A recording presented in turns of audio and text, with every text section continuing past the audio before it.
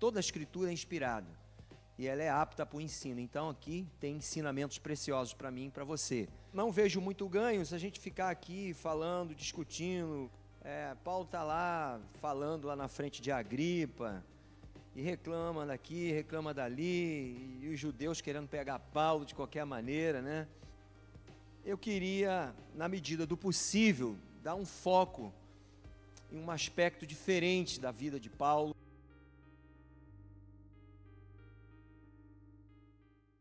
Glória a Deus. Amém, queridos? Graça e paz, bom dia a todos. Vamos dar início à nossa EBD em nome de Jesus. Amém? Vamos pegar nossa Bíblia no livro de João, capítulo 6. João, capítulo 6. Vamos fazer uma leitura aqui das palavras do Senhor, né? As palavras de Jesus. Ele informando, né, quem Ele é. Ele é o pão da vida. Amém? Vamos nos lembrar nessa manhã a quem nós servimos e quem buscamos. Então vamos lá, amados. João capítulo 6, versículo 22. Diz assim: Jesus, o pão da vida. Vamos ler as palavras dele, né? No versículo 26, João 6, 26, diz assim: em verdade, lhes digo que vocês estão me procurando não porque viram sinais, mas porque comeram os pães que ficaram satisfeitos. Trabalhem, não pela comida que se entrega, mas que permanece para a vida eterna, a qual o Filho do Homem dará a vocês. Porque Deus, o Pai, o confirmou com o seu selo. Versículo 29. A obra de Deus é esta, que vocês creiam naquele que lhe enviou. 32. Em verdade lhes digo, que não foi Moisés quem deu o pão do céu para vocês. Quem lhes dá o verdadeiro pão do céu é meu Pai, porque o pão de Deus é o que desce do céu e dá vida ao mundo. 35. Eu sou o pão da vida. Quem vem a mim jamais terá fome, e quem crê em mim jamais terá sede. Porém, eu já disse que vocês não creem, embora estejam me vendo.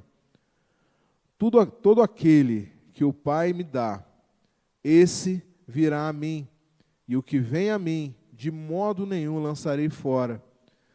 Porque eu desci do céu não para fazer a minha própria vontade, mas a vontade daquele que me enviou. E a vontade de quem me enviou é esta, que eu não perca nenhum de todos os que ele me deu. Pelo contrário, eu o ressuscitarei no último dia. De fato, a vontade do meu Pai é que todo aquele que vir o Filho e nele crer tenha a vida eterna. E eu ressuscitarei no último dia. 43.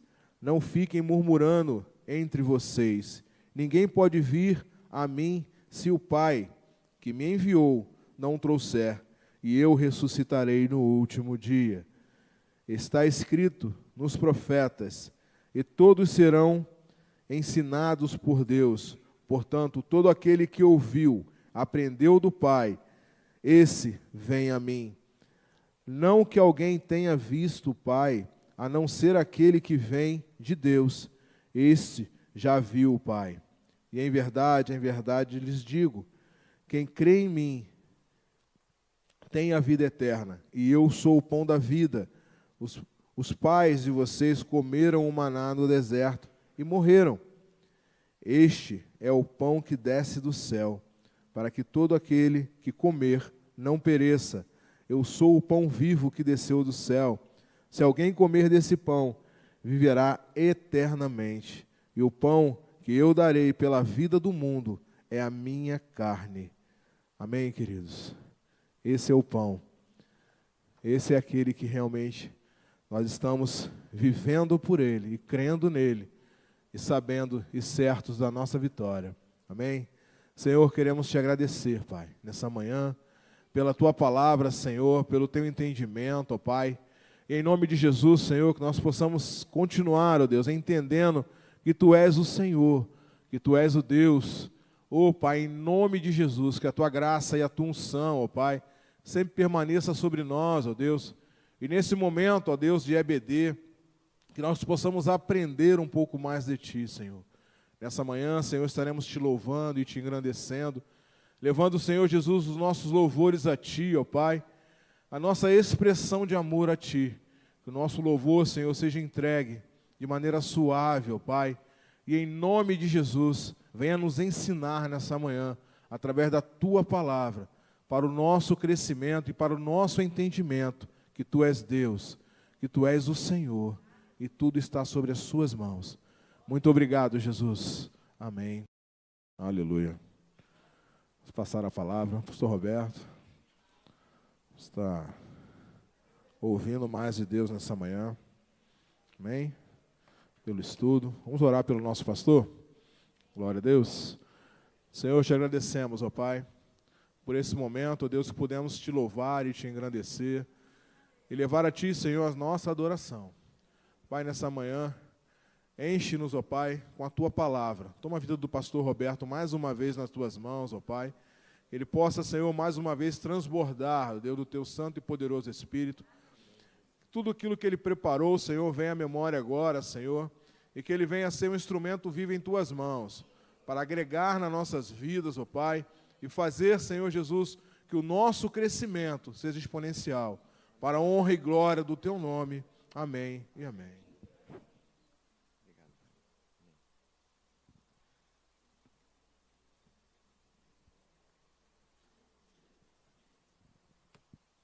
Amém? Glória a Deus. Irmãos, nós estamos chegando ao fim, né? Está acabando aqui. Atos, livro de Atos. Hoje, como semana passada, na verdade, era uma lição só, né? É porque a gente não consegue parar para olhar, mas as duas lições, na verdade, eram uma. E são lições muito históricas, fica contando. Paulo está lá, falando lá na frente de Agripa, e reclama daqui, reclama dali, e os judeus querendo pegar Paulo de qualquer maneira, né? Eu queria, na medida do possível, dar um foco em um aspecto diferente da vida de Paulo e dos judeus também. Não vou sair aqui do contexto, vou continuar aqui, porque eu sei que é importante. Toda a Escritura é inspirada, né? Paulo diz aos Timóteo isso. Toda a Escritura é inspirada e ela é apta para o ensino. Então, aqui tem ensinamentos preciosos para mim e para você. Mas não vejo muito ganho se a gente ficar aqui falando, discutindo que o julgamento de Paulo foi feito por Agripa I, Agripa II. Amanhã você não lembra mais, não. Você só vai lembrar de gripe amanhã. Você não lembra mais nada, né? E não estou dizendo que não é importante conhecer a história. O que eu estou me referindo são algumas coisas importantes que tem aqui no texto que eu queria trazer à memória aqui para os irmãos. Paulo estava 2 anos já nessa agonia, e vai para um e vai para outro, e Festo, lá no capítulo 25, ele praticamente tinha perdido o mandato, porque Festo era um escravo que tinha sido promovido a esse cargo maior, porque ele cresceu politicamente naquele meio ali, e aquela pessoa que vai conseguindo, se tornou um cidadão romano, porque o título era conquistado, e Festo perdeu depois. Agripa, só que Agripa era um cara nobre, era alguém que vinha de uma ascendência nobre, mas ele caiu no mesmo erro. Ele foi seduzido pela proposta judaica. Por quê? Irmãos, aqui só um detalhezinho, porque a gente vai falando, né? Judeu, hebreu, e a confusão desse negócio todo, né? Parece que tudo é a mesma coisa, né? Mas não é. Porque eu posso me tornar um judeu, eu posso morar lá e ganhar a cidadania judaica. mas eu não sou originalmente um hebreu. Os hebreus eram os filhos de Abraão, que foram lá, que foram originários lá de Hebrom, né?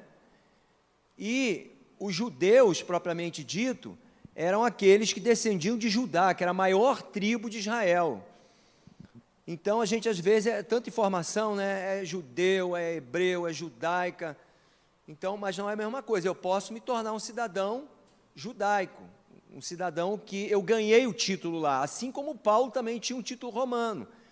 Mas Paulo, ele não era, ou melhor, Paulo não, eu posso não ser um hebreu, como eu sou brasileiro, mas eu ganhei um título judaico. Então, eu me tornei uma pessoa que ganhei uma cidadania, ganhei se fosse nos Estados Unidos ou na Europa, seria um green card da vida. Então, eu ganhei uma cidadania. Então, significa que eu sou originário dali. Então, Paulo, ele estava nessa confusão toda, 2 anos já. Então, esse rei que ascendeu ao lugar de Festo, ele era um cara de ascendência nobre. Mas ele, como eu disse antes, ele foi seduzido pelo judeu. O que o judeu queria? Ele falou assim, cara, a gente precisa levar Paulo para ser julgado em Jerusalém, porque lá a gente dá um pau nele e acabou a história. E se ele ficar aqui, ele é romano e ele é esperto, ele é inteligente, ele vai ficar argumentando. E quando o Festo queria empurrar a bola, desde o primeiro momento, quis empurrar a bola, e depois a Agripa percebeu também, aí Paulo estava sempre assim, não, então me leva para o imperador. Porque Paulo sabia, tanto que no final do capítulo 26, o Agripa falou assim, cara, eu já podia liberar ele. Só que ele pediu para ser julgado pelo imperador. Então, segue o fluxo. Então, existiu uma política muito grande. Quando o Agripa assumiu o lugar de Festo, e ele percebeu que ele não conhecia muito bem as origens da religião judaica, então ele foi lá. Pastor, onde está isso aqui? Isso está nos livros de história, não está aqui, eu não estou falando nada aqui que está aqui na Bíblia. E aí ele percebeu isso bem, ele foi lá, percebeu, viu como é que funcionava o esquema todo. Os judeus deram mais uma cantada nele, cara, passa Paulo para a gente, deixa a gente julgar aqui.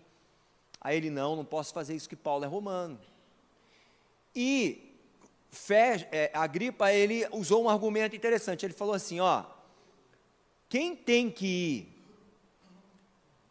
ir, ou melhor dizendo, é o culpado ou é aquele que está querendo condenar o réu que tem que ir ao juiz e à corte, não é a corte que tem que ir ao local do julgamento. Então ele mandou bem, né? Ele falou assim, não existe essa, de eu levar a corte para julgar a pessoa no lugar que ela quer, isso não existe. Paulo tem que ser, ele foi lá, então tem que ser julgado lá. Então ele se saiu bem.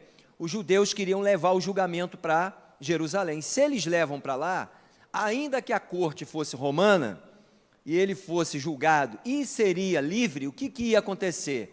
Paulo está livre, então simplesmente a Agripa falou, agora é com vocês.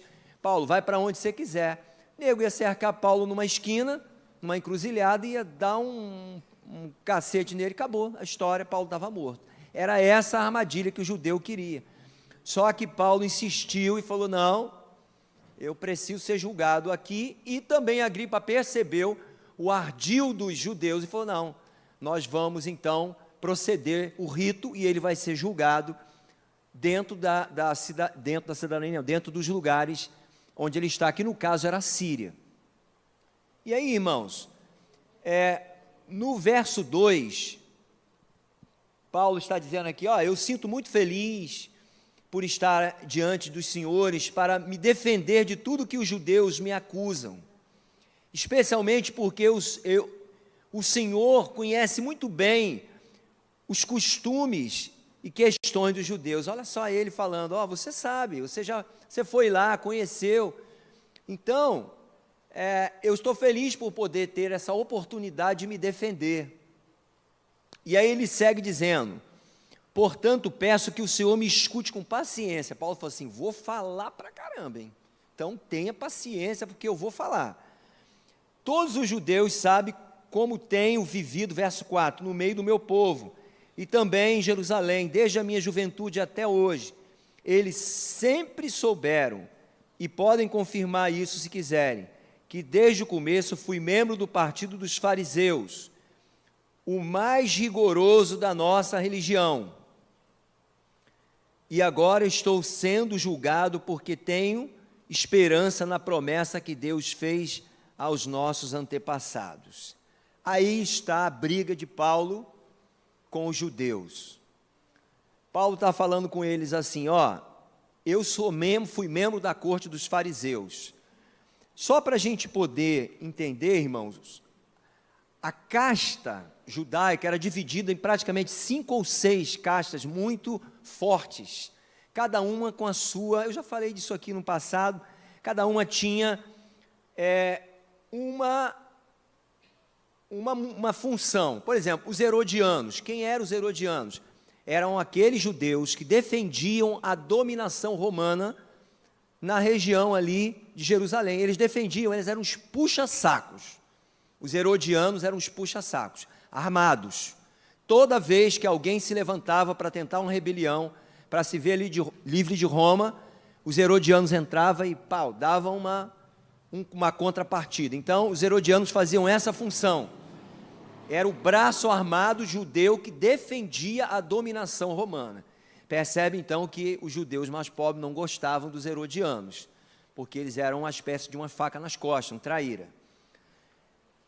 E aí a gente tem também os publicanos. Os publicanos também não eram bem vistos pelos judeus. Quem eram os publicanos? Mateus era o principal deles. Douglas já fez assim ali, ó.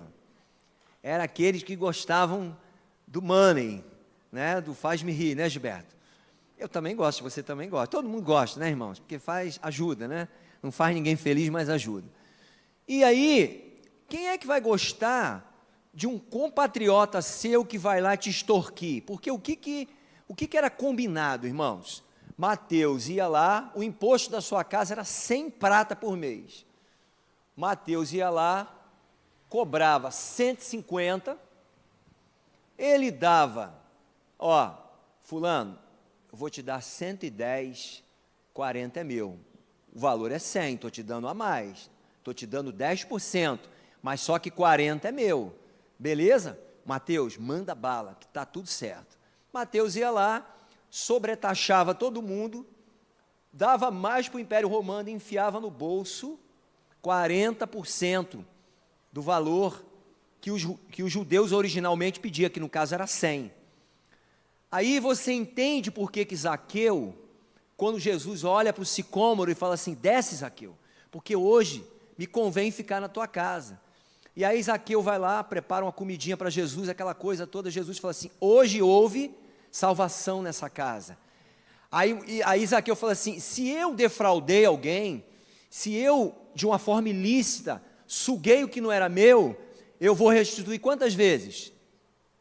4 vezes. Muito bem, Luiz, já chegou na alta. Mas então, irmãos, aí é por isso que Zaqueu, ele vai e dá essa tirada, porque ele era um extorquidor. Ele extorquia todo mundo.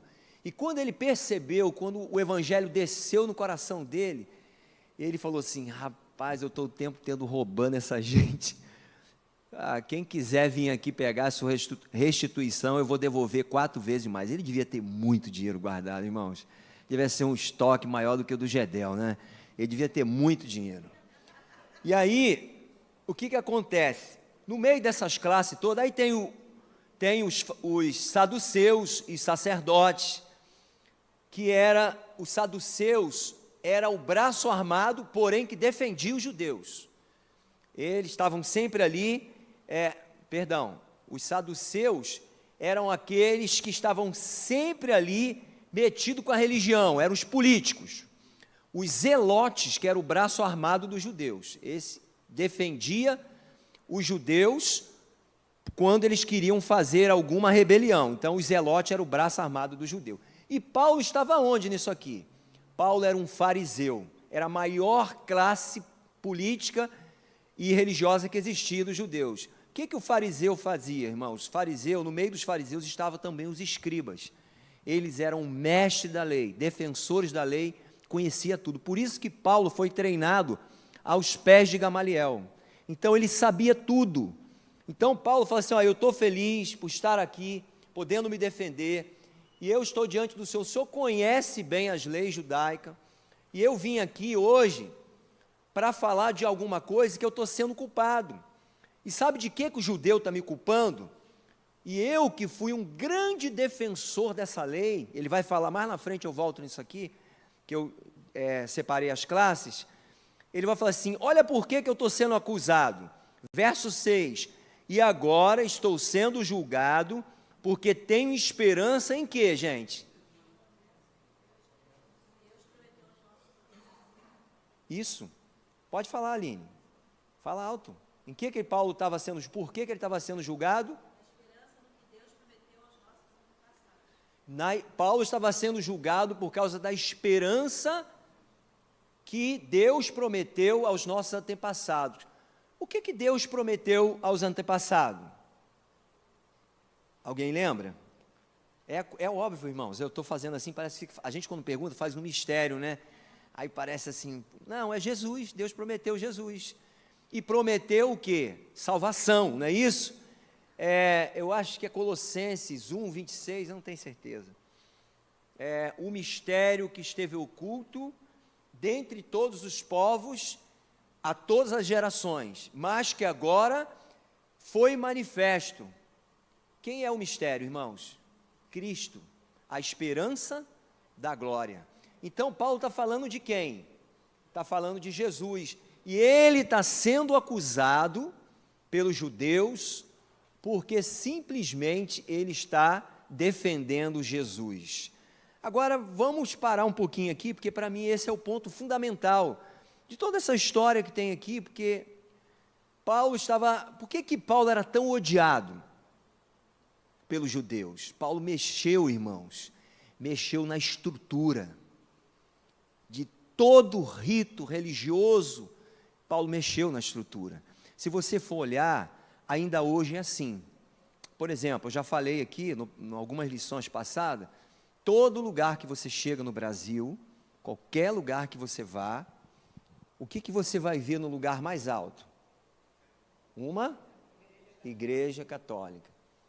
Então, ali foi plantado pelos colonizadores, veio essa ideia dos colonizadores desde lá. Isso é olhando o lado histórico. Olhando o lado espiritual, a gente sabe, eu não estou chamando a Igreja Católica de inimigo, em nome de Jesus, porque senão daqui um pouquinho, né, a gente está falando ao vivo, não é isso. É uma estrutura religiosa que se coloca nessa situação. Aí o que acontece com Paulo? Paulo vem, ele sacode toda a estrutura de culto religioso judaico. Então, eu vivi isso com o pastor Gilberto lá em Sepetiba. Quando Gilberto chegou, a igreja era pequenininha, daqui ali. E era um quadradinho assim, um retângulo, né? Sim, pequenininho, daqui ali, pegando do Luiz para cá, essa era a igreja lá de Sepetiba. E aí, às vezes, o Gilberto chamava, pedia para lá, não tinha nem músico, eu ia para lá, tocava um louvor lá com o pessoal, cantávamos. E aí o Gilberto sempre sonhando, cara, o sonho em comprar isso tudo, tornar a igreja gigante, e lá tem muita gente, escravo de religiões que são assim voltadas para as práticas de macumba, essas coisas, muita gente afundada nesse negócio. Então a batalha espiritual lá era ferrenha, irmão, todo culto o couro comia, literalmente. Você tinha que estar ligado no culto, não podia ficar assim de bobeira, não. Eu já contei aqui algumas situações para alguns irmãos, eu não falo aqui em pública porque fica ruim de escrever assim, mas a gente já viu coisa lá do Arco da Velha, como falam. E aí o pastor Gilberto sonhando com a expansão da igreja, e ele falou, vou comprar aqui, vou expandir para lá, aquela coisa de pastor, né, quando está, igual a gente, assim, a gente quase comprou ali onde é o fórum, irmão, aquilo ali tudo. Você acredita que aquele terreno todo, ali do lado onde tem um estacionamento, para cá, tudinho, aquilo tudo, custava 70 mil reais só, e a gente queria comprar, já estava tudo engatilhado para comprar, mas aí, alguns deram para trás, ficaram com medo e recuaram.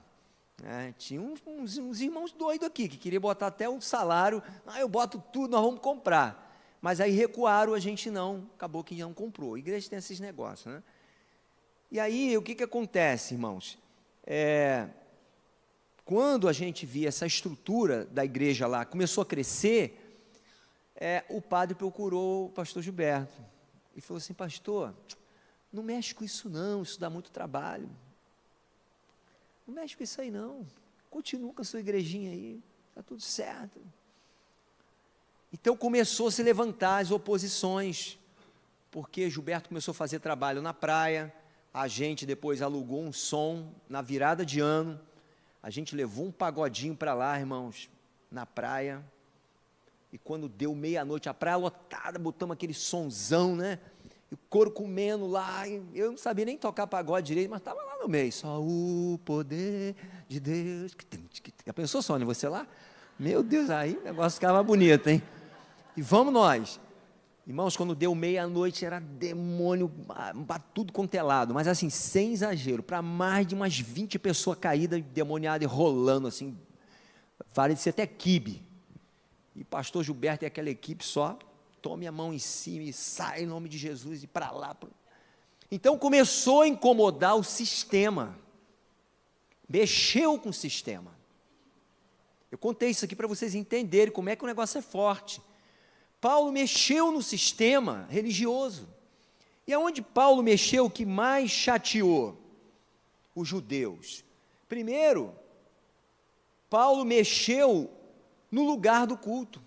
Não foi Paulo que mexeu, mas a teologia de Paulo, ela escancarou tudo isso que Jesus veio fazer. O culto era onde, irmãos? O culto dos judeus era no templo. Quem que ia lá no templo? Todos os judeus que eram realmente de verdade. Eles iam lá, levavam o quê? O cordeirinho para o pecado, eles passavam na porta. Lembra aquele estudo que a gente deu na época da pandemia? A porta significa que era o quê? Era um símbolo de Jesus, não é isso? O primeiro objeto era a porta. Você passou pela porta, significa que você passou por Jesus. Jesus diz: eis que sou a porta. Então, o judeu passava pela porta, ele atingia o átrio. Todo judeu podia entrar no átrio. Daí ele entregava o sacrifício para o sacerdote. Aí o sacerdote ia, preparava o sacrifício, pendurava ali o sacrifício para depois ele ser assado. Aí o judeu ali, ele ficava separado, ele não tinha mais parte daquilo. Aí o sacerdote vinha, lavava as mãos na pia, é um outro objeto. Ele, ao mesmo tempo que olhava para a pia, ele via o seu rosto, que era um símbolo, que a água significa a palavra purifica. Então ele purificava o seu interior, e ao mesmo tempo que ele estava ali, lavando as suas mãos das impurezas, porque o animal que ele mexeu significava que era a sujeira do pecado, e ele ali purificava as suas mãos naquela bacia, e ele ia embora, para cima, e depois ele entrava no lugar santo, e lá tinha todo aquele ritual da mesa, o ritual do candelabro, que a gente não vai falar aqui tudo, e depois, só o sumo sacerdote podia entrar aonde? No Santo dos Santos. Observe que o povo judeu ficava no átrio, o sacerdote conduzia todo o sacrifício, uma hora a gente pode falar detalhadamente por cada passo do sacrifício, e depois ele parava ali no lugar santo, e só o sumo sacerdote entrava no lugar que era chamado o Santo dos Santos. Então a religião, ela tinha toda uma estrutura, que eles adoravam aquilo, os judeus gostavam, foi Deus que criou aquilo, não estava errado. Só que a gente vê lá, aquela canção que a gente canta, o véu que separava, que rasgou, já não separa mais. A luz que outrora, agora brilha, cada dia brilha mais. Então, o que aconteceu com o véu? Que separava o Santo dos Santos de todos os judeus, ninguém podia entrar lá. Por que o sumo sacerdote levava uma cordinha, irmãos? Porque se ele entrasse lá em pecado, ele ia ficar. E quem que ia tirar ele? Quem que era o doido de ir lá tirar ele? Ninguém. Então tinha que puxar pela cordinha. Porque se ele ficasse lá, meu filho, ninguém tirava, ia apodrecer lá, porque Ninguém tinha coragem, porque Deus estava lá e Deus fulminava mesmo. Pastor, mas Deus era ruim assim? Não, irmãos, era o rito. Era o rito da santidade de Deus. E às vezes hoje a gente brinca com isso, né? A gente brinca. Peca. Senhor, me perdoe, Senhor. De novo, a mesma coisa. Senhor, me perdoe. Me perdoe. Deus está assim pronto a perdoar, irmão. A gente tem que entender que Deus é santo. Santo. E Ele quer que a gente santifique cada dia mais. Amém? Então vamos em frente. Então percebe por que Paulo era perseguido? Aí Paulo começa a anunciar, olha aqui. O que está escrito lá em 1 Coríntios? Acho que é 6, se eu não estou enganado. Vós sois o quê? Templo. Você agora é o templo. Acabou o templo. Acabou, não tem mais cervo, não tem mais ovelha, não tem mais pombinho para os judeus ganhar um dinheirinho lá, que ele ficava vendendo as pombinhas para o sacrifício. Por isso que Jesus pega o azarrogue, né, e começa a arrebentar todo mundo, porque Jesus falou assim, não façais da casa do meu pai casa de negócios. E aí Paulo fala assim, acabou, vocês agora são o templo. Então Paulo começa a dizer que o templo não é mais um lugar, o templo é uma pessoa. Diga comigo, o templo sou eu. E aí, irmãos, isso aí mexeu com os judeus. Ele não queria isso aí. Ele não queria que a religião, que era aquela estrutura toda que tinha, isso aí o judeu de certa maneira acomodou com isso. Então eles não queriam isso aí. Paulo mexe nessa estrutura. E o templo agora sou eu e você. Você observa aqui no Antigo Testamento, quem veio primeiro, o tabernáculo ou o templo? O tabernáculo, é isso? A primeira coisa que Deus mandou construir foi o tabernáculo, até porque o tabernáculo foi construído no deserto. O tabernáculo era fixo ou era móvel? Era móvel, o povo estava andando no deserto, então montava e desmontava. Lembra da palavra do Helder, que ele falou sobre isso? Que cada um era responsável em montar e desmontar uma parte? O que Deus estava anunciando ali, gente? Que no futuro haveria um lugar de culto móvel, em que a glória dele iria perambular por aí. Quem é a glória de Deus? Você, vaso de barro, eu, vaso de barro, que carregamos a excelência da glória de Deus perambulando por aí tudo. E é isso que Deus queria. Deus não queria a glória num lugar, só num lugar. Aqui é muito legal, mas aqui não tem nada. Se eu for embora e você for embora, acabou. A glória está onde? Dentro de você. A glória não está aqui. Pastor, mas eu sinto que aquele lugar... Meu irmão, todo lugar. Se você for lá num lugar mais ruim que tem, se você estiver cheio, você vai sentir Deus no teu coração e a presença vai ser extraordinária.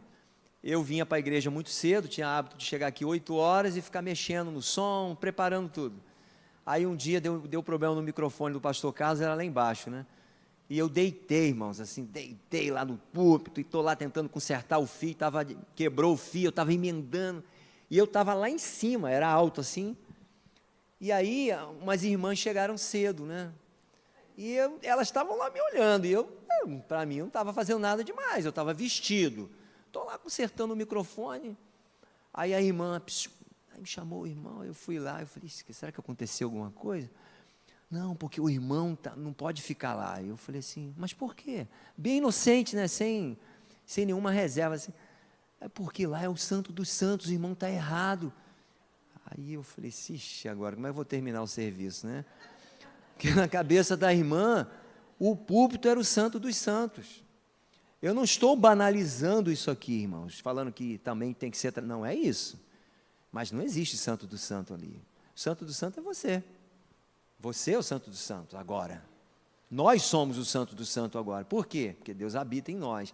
Então isso não tem mais de 40 anos a história, né? Tem uns 30 e poucos anos, estão fazendo o cálculo da idade, né? Então, para vocês verem como é que até pouco tempo a gente tinha ideia. Imagina na época de Paulo, as pessoas com esse pensamento. Então Paulo muda, anuncia com toda a força que agora, em Cristo Jesus, não há mais rituais, agora você é o lugar do culto. Jesus encontra com aquela mulher e fala assim, a mulher falou assim, me fala uma coisa, vocês falam que é Jerusalém, nós falamos que é Gerizim, onde é o lugar de adorar? Jesus falou, mulher, já chegou a hora, e é chegado a hora, em que os verdadeiros adoradores adorarão o Pai como, irmãos? Como é que adora o Pai em espírito e verdade? Precisa ir no templo, matar a ovelhinha, pombinho, seja lá o que for, precisa? Não, é aqui dentro. Então Jesus já estava falando para ela, inaugurei um novo tempo.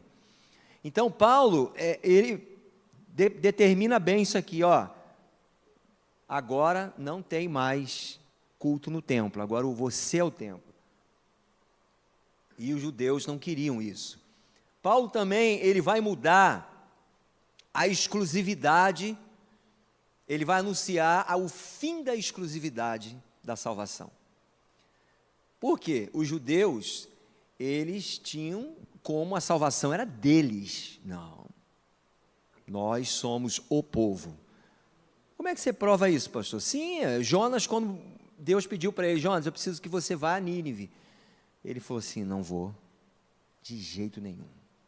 Vou para outro lugar. Para onde ele foi? Foi para a Espanha, para Tarsis. E aí, Deus fez aquele negócio todo, né? Botou a baleia no meio do caminho, a história você já sabe, aprendeu lá na EBD. E aí, depois, com muito custo, muito choro e ranger de dente, Jonas, tá bom, vou lá pregar para esse povo aí. E aí o povo se arrepende. E aí Jonas devia vibrar de alegria. Irmão, se a gente chegasse hoje, tivesse 100 pessoas arrependidas aqui, você não ia vibrar de alegria? Você ia para casa dando glória. Não, Jonas vai, senta debaixo de uma árvore lá e fica triste, chateado, porque o povo se converteu. Sabe por quê? Porque eles eram nacionalistas. Primeiro que eles sofreram muito na mão dos assírios, que eram o povo que habitava em Nínive. E segundo que ele achava que a salvação é para a gente, não tem que falar isso. Lembra da visão de Pedro? Mandaram chamar Pedro, e aí Pedro falou, não posso ir lá. Aí Deus dá uma visão para Pedro, o que ele vê? Ele vê os animais considerados para os judeus impuros. E aí Pedro vê os animais pendurados num lençol. Aí o que Deus fala com Pedro? Não considereis impuro aquilo que eu purifico. Pronto, acabou. A Pedro falou, entendi, tem nada a ver com o animal, está dizendo que a salvação é para eles também. Eu vou, fala que eu estou indo, eu vou lá também. Então, Paulo começa a anunciar o fim da exclusividade. A salvação não é só para você não, hein? A salvação é para todos. Todos são chamados. Então, Paulo anunciou a mudança do lugar do culto, Paulo anunciou o fim da exclusividade da salvação, Paulo anuncia a mudança de sacerdote. Isso aí também deve ter mexido com os judeus demais, porque os sacerdotes eram aqueles homens que estavam lá, pegavam o sacrifício da mão de todo judeu, conduzia para ser queimado, e o judeu ficava lá no ato, como eu falei antes. E agora, cadê o sacerdote? Não tem mais. Quem é o sacerdote? Jesus. Hebreus não diz? Nós temos um sumo sacerdote. E o sumo sacerdote era aquele que podia entrar no Santo dos Santos. Era o único. E ele deu liberdade para mim e para você. Através do sangue dele, eu e você estamos prontos para entrar no Santo dos Santos. Então, irmãos, Paulo mexe com essa estrutura.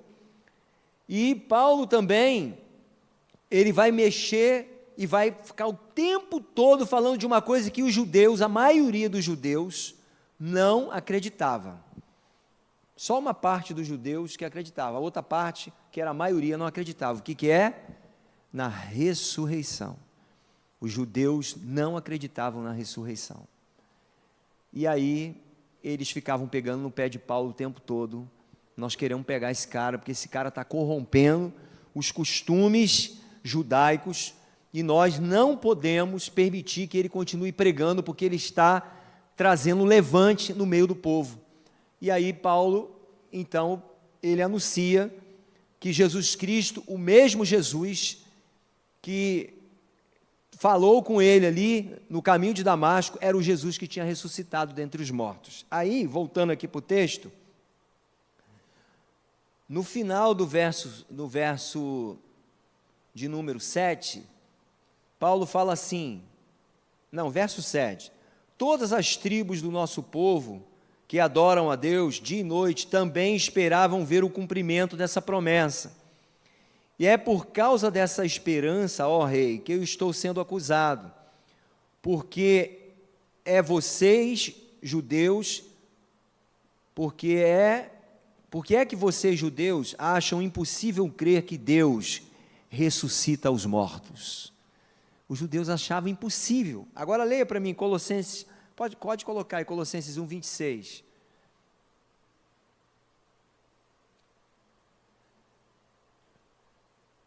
Essa mensagem é o segredo que ele escondeu de toda a humanidade durante os séculos passados, porém que agora ele revelou a seu povo. 27.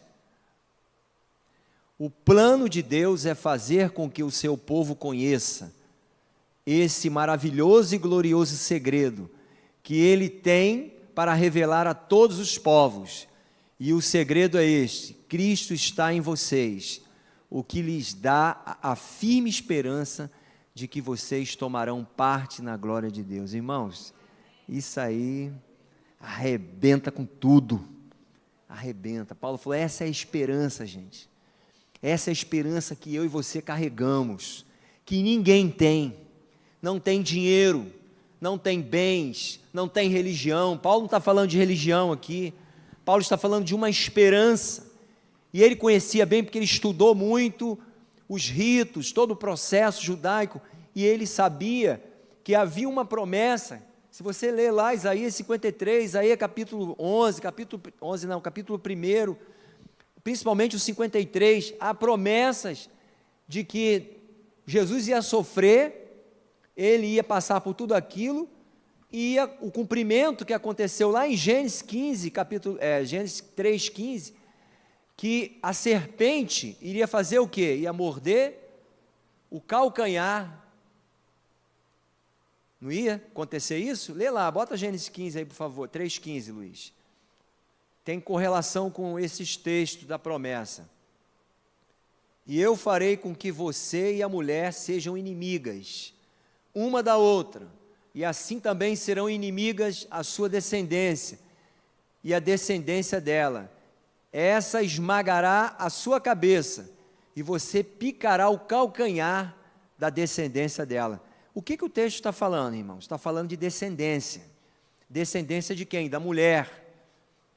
E essa mulher, que ali aconteceu o pecado, dessa mulher iria descender toda uma humanidade. E lá na frente ia nascer quem? O Salvador, que a serpente iria morder o seu calcanhar, mas que esse Salvador ia esmagar a cabeça da serpente. Quando Jesus foi morto na cruz, ele tomou uma mordida no calcanhar, mas quando ele ressuscitou, ele esmagou a cabeça da serpente. Amém? E isso é o fim das trevas, porque Jesus botou um ponto final ali, ele venceu a morte. Então, os judeus, eles tinham muita dificuldade de acreditar na ressurreição. Mas, pastor, eles não tinham lá a história de Eliseu, que ressuscitou, né, algumas pessoas, Elias também não ressuscitou?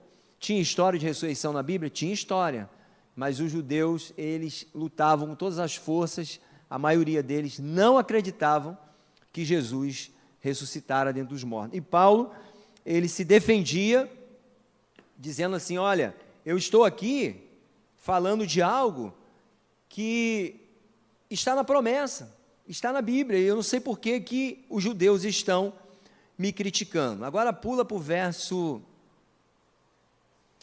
11. Durante muito tempo eu os castiguei, Paulo falando, em todas as sinagogas, e os forcei a negar a sua fé.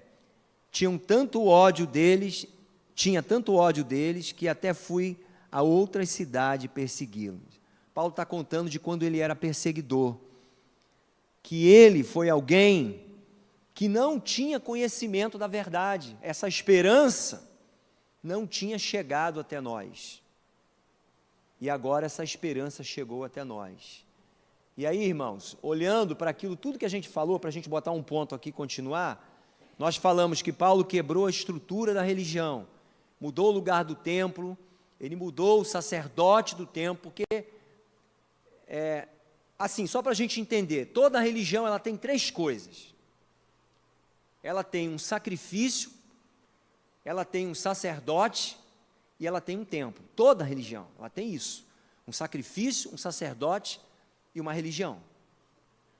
E aí Paulo vai, e ele, como eu falei antes, ele quebra essa espinha dorsal, quebrou a espinha dorsal, o lugar do culto mudou, o sacerdote não é mais o mesmo, vocês agora não vão mais precisar de alguém para conduzi-los à presença de Deus. Por isso, irmãos, vai abrindo tanta janela, né? Tem que conseguir fechar elas.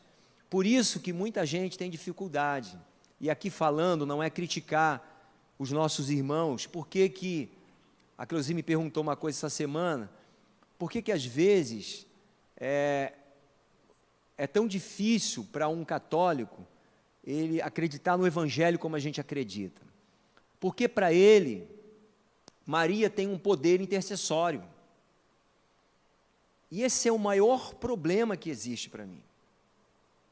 Por quê? Porque a Bíblia fala, só há um intercessor. Ninguém tem poder intercessório, ninguém. Não adianta, você pode pedir para Paulo, pode pedir até para Paulo, que foi o maior de todos, né, depois de Jesus. Não vai, Paulo não vai te ajudar. Só quem pode ajudar é quem? Jesus. Então isso é um erro assim, gravíssimo da palavra, porque Maria não tem poder intercessório, não tem. E às vezes a gente se apega, porque eles têm ídolo, eu nem ligo para esse negócio de ídolo, que isso é besteira. Aqui está o cerne da questão. Irmãos, aí encerrou essa parte aqui, Paulo agora, ele vai fazer um discurso, eu não vou entrar nisso aqui, Paulo vai contar novamente a sua conversão, nós já falamos disso aqui, Douglas falou disso aqui, né, no capítulo dobrado lá, falou sobre isso, e agora, só no final aqui, verso 17, Paulo fala assim, vou livrar você dos judeus e também dos não-judeus, ele falando de Deus, a quem vou enviá-lo, você vai abrir os olhos deles, a fim de que eles saiam da escuridão para a luz, e do poder de Satanás para Deus. Então, por meio da fé em mim, eles serão perdoados dos seus pecados e passarão a ser parte do povo escolhido de Deus. Quem é o povo escolhido de Deus? É os judeus? Somente? Todo aquele que crê e aceitar, ele vai sair da escuridão para a luz. Leia aí 2 Coríntios 4, 6 e outro abre em Efésios 5, 14. O Deus que disse que da escuridão brilha a luz, e o mesmo que faz a luz brilhar no nosso coração, e isso para nos trazer a luz do conhecimento da glória de Deus, que brilha no rosto de Jesus Cristo. Isso aí é fantástico. Amém. O outro texto, Efésios 5, 14. Pode ir.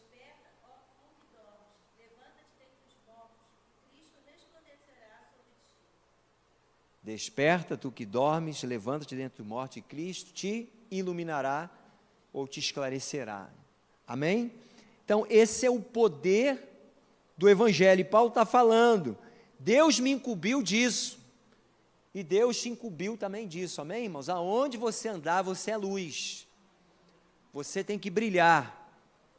Mas como que você brilha? Falando o tempo todo? Você viu a Marcela falar aqui domingo? Lá pode falar? Lá não pode. Lá até para dar a Bíblia para o filho do outro tem que pedir permissão para a mãe. Eu posso? Eles estão me pedindo uma Bíblia aqui. Posso dar? Não, pode dar, mãe. Porque senão é contra a lei deles. E aqui, nós temos liberdade? Temos. Pode dar folhetim, pode dar Bíblia. Mas até lá na Vale eu já ganhei Bíblia de presente, porque uma vez entrou o pessoal lá, dos Gideões, distribuiu uma Bíblia para cada um. Que bacana, né? Todo mundo ganhou o Novo Testamento, aquele pequenininho, você lembra aquele pequenininho? Eu me lembro na época que ainda era MBR, não era Vale, né? E me deu uma louca assim, eu comprei uma bolsa de Bíblia, levei lá para as oficinas, dei para todo mundo, e naquela época podia, hoje não dá mais não, tá, irmãos? E aí o que a gente fazia? A gente fazia discipulado na hora do almoço, cara, e com isso o Sidney veio para Jesus, o Gustavo veio para Jesus, o Celso ficou meio barro, meio tijolo, frequentou um tempo, agora ele casou com uma moça evangélica, eu até acho que ele já está até frequentando também, mas foi tudo fruto daquela época que nós fazíamos discipulado. Teve gente que leu os evangelhos 4 vezes, tudo ali porque a gente começou na hora do almoço, bem informal, não era nada de, vamos fazer um culto aqui, glória, aleluia, não tinha nada disso. A gente simplesmente pegava a Bíblia, pegava uma parábola e eu começava a passar para eles, porque eu fazia seminário, né? E a gente começava a estudar, eles me viam estudando, começavam a perguntar, o que você está lendo? E eu falava para eles, e contava, então era muito bom, e algumas pessoas vieram para Jesus. Tem um rapaz, Gabriel é o nome dele, ele já aposentou, já tem um tempo, ele me encontra, fala, estou firme na igreja lá. Eu me lembro que eu dei uma Bíblia para ele, dei uma Bíblia para uma telefonista, e ela acreditava no Espiritismo, e depois ela falou assim, eu não sabia que tinha esse verso da Bíblia, Hebreus 9, 27, aí eu falei, tá aí, vou começar a ler. Ela veio aqui na igreja umas 3 vezes, ela veio aqui uma visita 3 vezes, eu não sei onde ela mora mais, mas então, irmãos, eu não estou contando aqui minhas façanhas, não é isso, nada disso, eu estou falando aqui, mostrando o texto, que essa é a nossa função, brilhar. Talvez você, pastor, não tenha coragem de abordar alguém, faz alguma coisa, coloca lá no status, não põe só o batom novo que você ganhou, né? Põe lá no status, né? Bota lá uma purpurina no rosto, fala assim, meu rosto está brilhando igual a luz de Jesus na minha vida, ó, legal, hein? Mandei, né? Deu, Eliette, já deu para a ideia, né? E aí alguém vê, olha só que bacana, essa semana eu estou recebendo 2 funcionários novos, lá de Volta Redonda. Aí ele falou, você pode me dar seu telefone? Não, ele não sabe que eu sou cristão, ele já deve desconfiar porque eu oro na hora do almoço, ele me vê orando, mas não falei nada. Não sabe que eu sou pastor, porque eu não gosto que as pessoas fiquem me chamando de pastor no trabalho, porque isso afasta, eu prefiro chegar de mansinho e vou ganhando. E aí, ele me pediu o telefone, eu dei. Se você pegar aí, quem tem meu telefone, você vai pegar o status do meu celular, está lá um salmo lá, uma cruz e um salmo, né? Aí ele pegou, abriu, a primeira coisa que ele fez, botou bem grandão, leu, aí fez assim, pô, muito bom. A gente às vezes acha que essas coisas não tocam as pessoas, mas Deus está falando. Então a gente tem que usar as oportunidades, irmãos. Hoje, talvez eu não consiga mais, não estou desprezando nenhum tipo de evangelismo, todo é válido. Mas será que a mesma metodologia que a gente usava 50 anos atrás, eu vou ali fora, vou botar uma caixinha de som, vou falar que Cristo salva, irmão, você vai ter 5, 10 pessoas te ouvindo. Não vou falar o nome da igreja, mas eu fiquei surpreso em ver uma pessoa que estava lá, trabalhou comigo, e aí eu já contei isso? Nem lembro mais. E aí eu fiquei assim, vocês estão na igreja? Tomei um susto, porque eu tinha saído de Mangaratiba tem 1 ano e meio, e aí encontrei com eles dentro de uma outra igreja aí. Falei, nossa, vocês se converteram, que bênção. Aí eles, pois é, aí a amiga da Cleusi veio falar comigo. Falou assim, você sabe como que a gente ganhou eles para Jesus? Eu falei, não tem nem ideia. Eles chegavam do turno 10h40 da noite, e eles aceitaram o discipulado 10h40 da noite. E eu pergunto para vocês aqui, quem de nós está disposto a ir para a casa do outro para fazer um discipulado 10h40? Que nada, pastor Saulo, eu estou vendo uma série, poxa. Pagou o preço, então lá, o casal está lá. Então, o método, o evangelho é o mesmo. Agora, se eu não mudar a estratégia, irmãos, os tempos, eles estão rápidos. A gente precisa mudar a estratégia, não é o evangelho não muda, mas a estratégia muda, o evangelho não muda.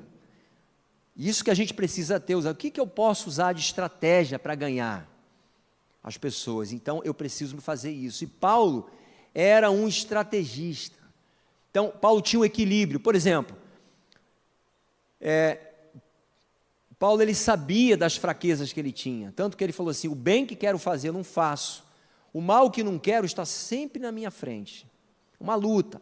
A carne briga com o espírito o tempo todo.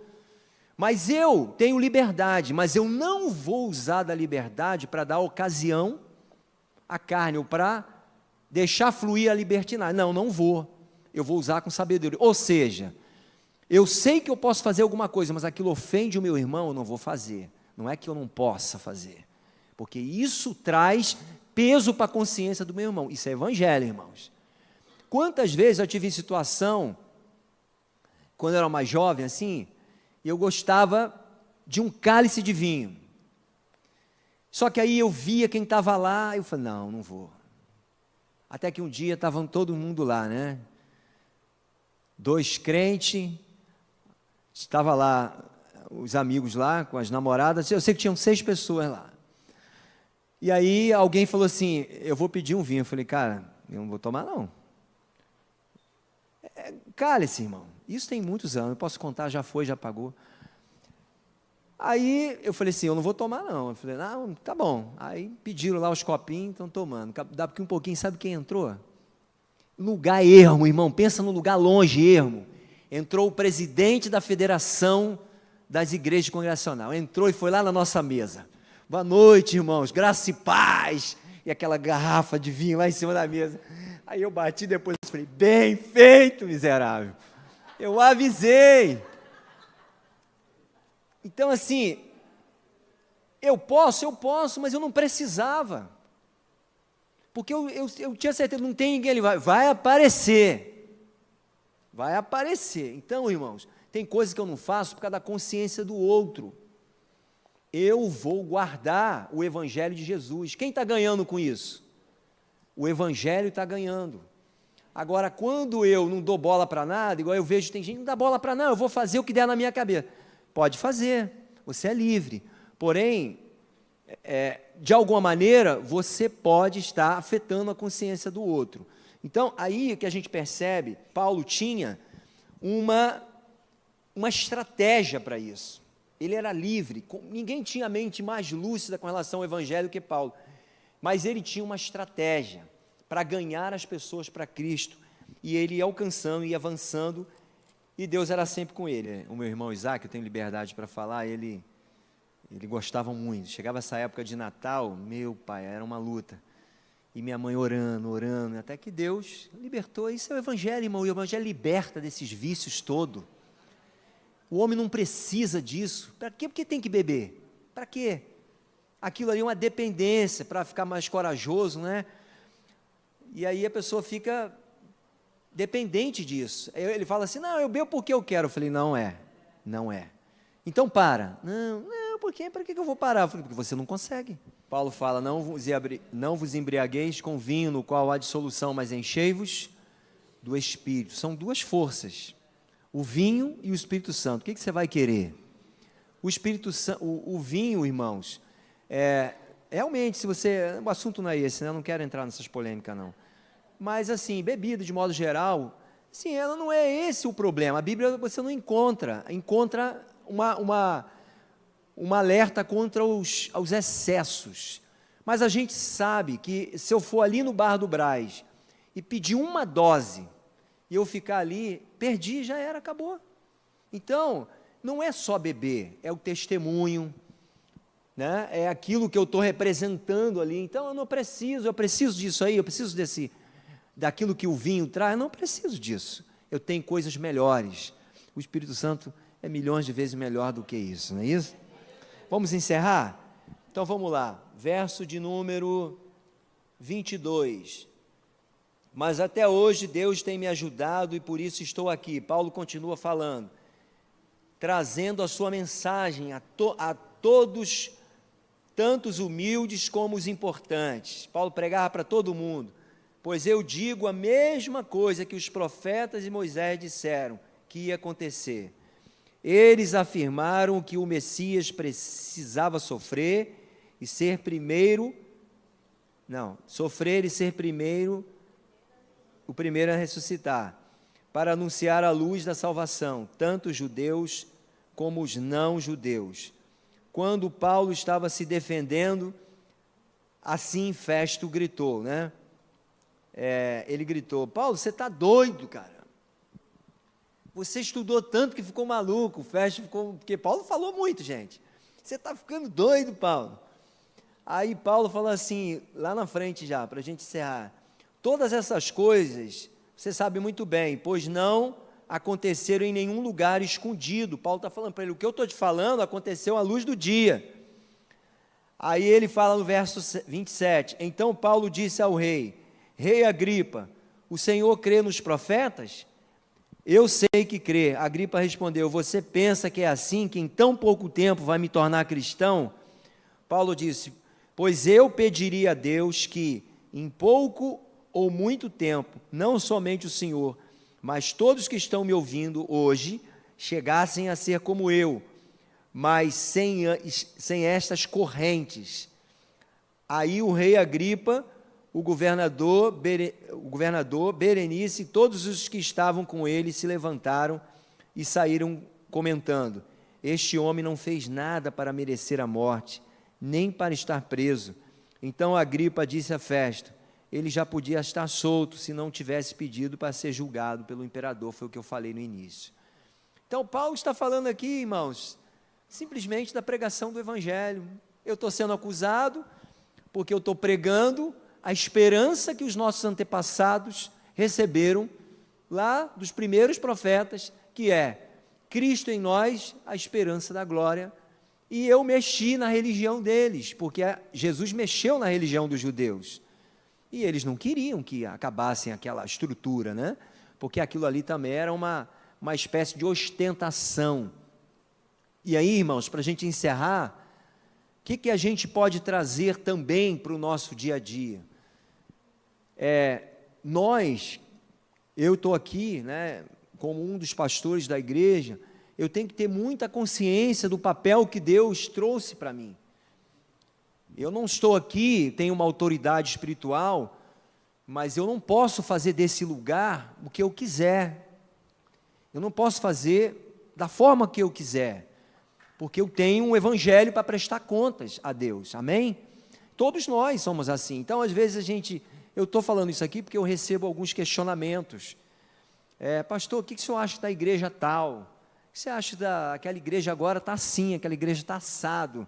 Irmãos, a forma da igreja, eu não posso falar muito, porque cada um tem um gosto gosta de um amarelo clarinho, fundo preto, tem gente que gosta de tudo preto, eu já não gosto de tudo preto, mas eu respeito, né? Às vezes você tem muito jovem, a igreja do pastor Marlon, que é meu amigo lá de Campo Grande, é tudo preto, mas tu vai lá, tu vê uma juventude enorme, tudo que era nas drogas sendo salva. Então, assim, eu não quero falar de formas, mas eu quero dizer que o evangelho, esse evangelho que Paulo anunciou, da ressurreição de Cristo, a esperança, ele precisa pulsar dentro de nós, amém? Todos os dias, essa esperança, ela precisa renascer. Por que nós estamos aqui? Eu falei do discipulado, né? E eu tive comentando com algumas pessoas no almoço domingo passado, falei: gente, para a gente ver mudança, a gente tem que fazer alguma coisa diferente. O que você está fazendo de diferente? Você está lendo o que a mais? Não é só você acordar e... Salmo 127. Fazer igual o Pedro, né? Pedro, fala um salmo aí. Aí falamos um salmo. Aí a Cleusi falou um salmo fácil. Não, eu não gosto dos fáceis, não, quero os mais difíceis. Porque os difíceis a gente não sabe também. Ele é esperto pra caramba. Então, assim, a gente precisa estar com essa esperança bem forte na gente e não perder isso de vista. O evangelho precisa pulsar, como eu falei, dentro do nosso coração todos os dias. E eu fazer alguma coisa diferente. O que nós estamos fazendo de diferente? Para que aconteça algo novo. Se Deus colocar uma pessoa no seu caminho, você está pronto para ajudar aquela pessoa a ser liberta? Você está pronto, por exemplo, para ir 11 horas da noite, se precisar ajudar aquela pessoa? Você está pronto a pagar um preço por isso? Porque discipulado é preço, irmãos. Fazer discipulado com alguém, paga-se um preço por causa daquilo. E a pessoa te liga fora da hora, está passando por crise, e aí você tem que atender. As igrejas consideradas tradicionais no passado, como a nossa, elas não aprenderam isso, discipulado homem a homem, que Jesus falou, vão de 2 a 2, não é isso? Vão e preguem o evangelho.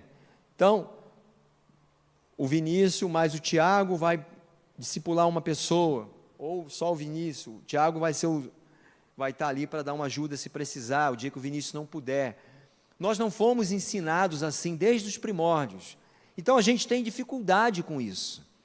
Lembra que eu falei da estratégia? A estratégia faz toda a diferença. Ganhar ou conquistar, né? Conquistar, treinar, consolidar e enviar. Então, o que eles fazem? Eles ganhou, o cara está cru. Então, eles começam ali a treinar. Treina. E aí, é o que você falou, parece que está pronto, mas não está. Então, eles vão consolidar agora. Eles soltam, mas acompanham de longe. Quando ele falou, está firme, aí eles enviam. Então, isso, Paulo, eu imagino que dura em torno, se for um discipulado semanal, isso vai durar em torno aí de uns 6 a 8 meses, acompanhando. Tem pessoas que evoluem muito rápido, tem pessoas que demoram mais tempo, mas no geral de 6 a 8 meses, você consegue treinar uma pessoa. Eu me lembro que eu fiz isso aqui com uma pessoa aqui da igreja, que essa pessoa teve um problema espiritual, mesmo depois de batizada, ela teve um problema muito grave, e a Cleusi estava fazendo faculdade na época, eu não pude ir sozinho, né? Então eu chamei uma irmã da igreja, precisa me acompanhar, para mim não chegar lá sozinho, vai ficar chato, e ela foi comigo, e nós fizemos, durou em torno de 6 meses, o acompanhamento, a gente começou a fazer esse discipulado. O que a gente faz? A gente pega um resumo da Bíblia. Se você não tem um resumo na mental, você pode pegar um evangelho mais simples de João, que expõe o evangelho de Cristo e vai apresentando para a pessoa. Principalmente o Sermão do Monte. Gente, quer evangelizar, quer treinar alguém? Sermão do Monte. Ali está uma condensação de tudo que nós precisamos. Tipo aquelas vitaminas que você bate no liquidificador, tem tudo de bom, você pega ali, toma, que o cara vai ficar forte. E aí passou uns 6 meses, né? Como ela era um caso específico, Paulo, era um caso de libertação, eu não estava vendo resultado espiritual, estava vendo resultado só mental, ou seja, ela estava aprendendo a Bíblia, não tinha resultado espiritual. Eu comecei a orar, aí Deus me deu uma estratégia, me mostrou um texto, falei, vai nesse texto. Aí eu fui, cheguei lá, já contei essa história para vocês. E aí eu cheguei no texto e falei assim, pai, não tinha pensado nisso. Falei do perdão, e aí a pessoa falou, realmente, eu tenho um ódio mortal no meu coração por uma pessoa. E quando ela começou a falar, ela começou a chorar, chorou. E aí ela pediu perdão, liberou o perdão, orei por ela, nunca mais o inimigo perturbou a vida dela, porque ela tinha problemas de possessão, e já era crente.